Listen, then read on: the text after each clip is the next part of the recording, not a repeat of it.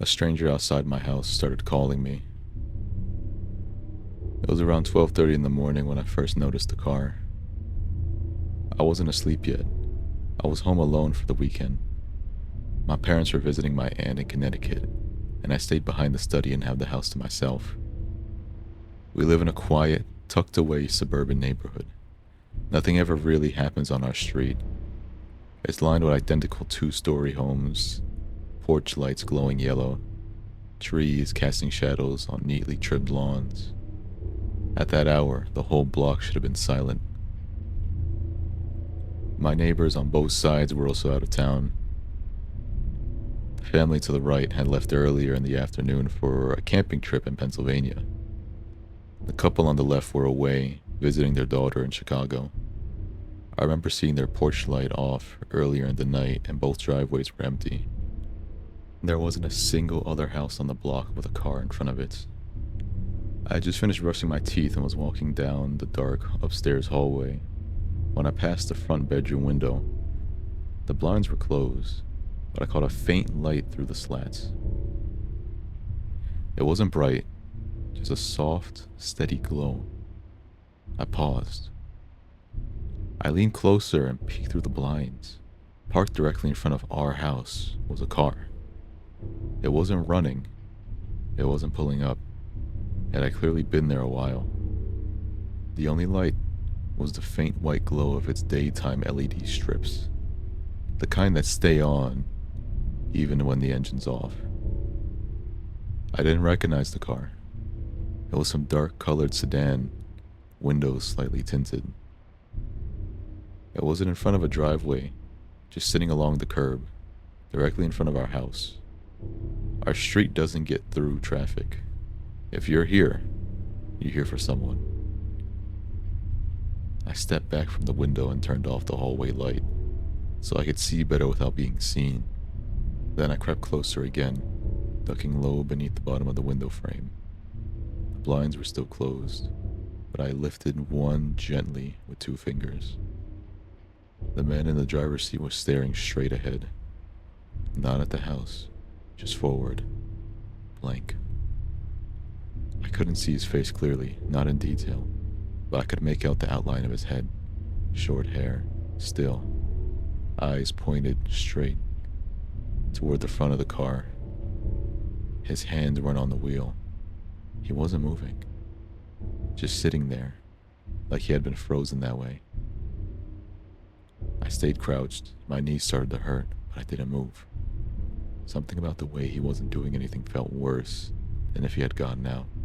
Then I saw it. A faint flicker.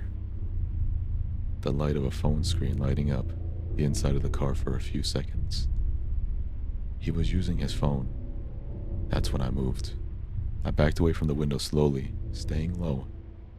I turned and walked down the hallway, ducking past each window like I was sneaking around in a movie.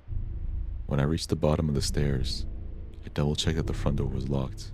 Then I checked the back, then the garage. Every door, every window, locked. Curtains drawn, blinds shut. I made sure of it. I stood in the kitchen, heart beating fast, listening for anything. Footsteps, movement, an engine starting. Nothing.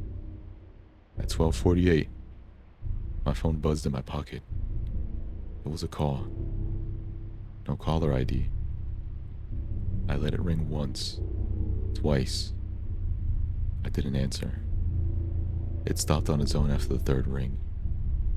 No voicemail.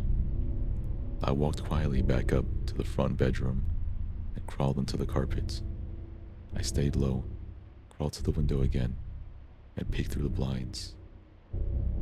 He was still there. But this time, he was looking up at the house. His face was partially lit by the glow of his phone screen again. It wasn't aimed at him. It was tilted downwards in his lap, but the light gave enough away. He was staring up, not at the window directly, but towards the second floor. My floor. I dropped the blinds. I lay flat on the carpet, the kind of flat where you can feel your heart in your chest. A minute later, my phone rang again. No caller ID. I didn't answer. I stayed there on the floor watching the screen. No message. Nothing. At 1:04, I got another call. This time, I answered. There was no voice, but I could hear something. Not breathing, not static. It was the sound of someone walking. Footsteps almost sounded like gravel or crushed leaves. The steps would stop, then start again, one at a time, measured. I didn't say anything. The line went quiet, then a single noise came through. A soft clicking sound, like someone pressing a button on a car key fob. Then the line went dead. I stayed on the floor for a while after that. I didn't even realize I was holding my breath until I had to let it go.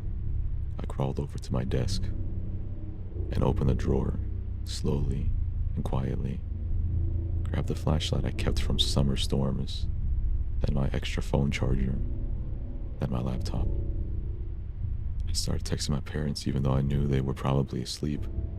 I told them there was someone parked in front of the house, that I was fine, that the doors were locked. Then the landline rang. We still have one in the kitchen, old school cordless. It hardly ever rings. It rang loud, piercing, echoing through the whole house. I jumped to my feet. My phone was still in my hand. I lit it up at the same time. No caller ID. Both phones were ringing. I didn't answer the cell. I walked slowly down the stairs, heart pounding in my ears. The kitchen phone. I picked it up on the fourth ring. No sound. Just walking again. Slower this time. Closer. Then silence. Then one long inhale, like someone getting ready to speak. Then the line clicked and went dead. I stood there in the kitchen, light off, on the edge of a full panic attack. Then I walked to the front of the house and peeked through the side of the curtain. The car was still there, but the man wasn't looking forward anymore. He was leaning slightly to the left, like he was trying to see around something, like he was trying to find me. The phone light flickered again in his hands. I backed away, grabbed my cell and dialed 911. My voice cracked when I gave them my address. I told them there was a man in a car parked in front of my house. He hadn't gone out. He hadn't done anything. But he had been there for well over an hour. He was calling me, calling the landline. I didn't know how he had that number. The dispatcher asked if I could see him now. I moved back to the window, looking through the blinds. The car was still there. The driver's side door was open, and the seat was empty.